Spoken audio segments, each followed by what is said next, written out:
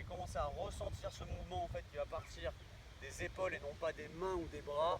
Que là, vous allez commencer à avoir des sensations.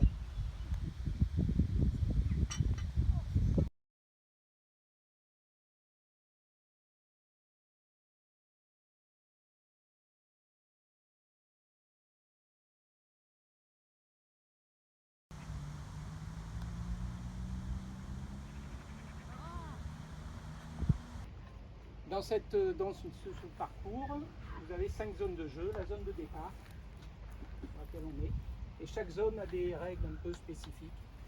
La zone de départ, c'est la zone donc du début du trou, où on fait un premier coup, où on a le droit de se relever sa balle sur un tir. On n'est pas obligé, mais on peut le faire.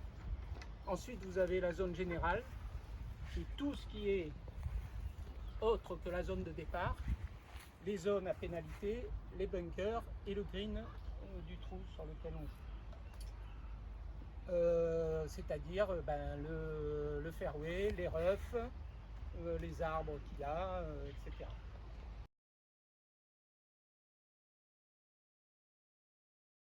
Magnifiquement bien, avec un groupe assez soudé parmi les débutants du golf et puis une équipe d'accompagnants vraiment chaleureuse, présente, un pro avec nous, Julien, qui avait parfaitement préparé une séance très agréable.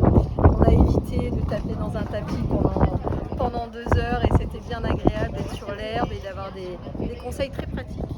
J'ai eu un par 3, un par 4, un par 5, donc c'était bien. Il y a beaucoup de bunkers ici au golf de Château d'Arc. On a fait des sorties courtes, des sorties longues. Non, c'était bien agréable. Puis de pouvoir refaire 2 fois ces trous-là, ça nous permet aussi de progresser. D'accord. Bon, donc une belle journée. Magnifique journée. Super, merci.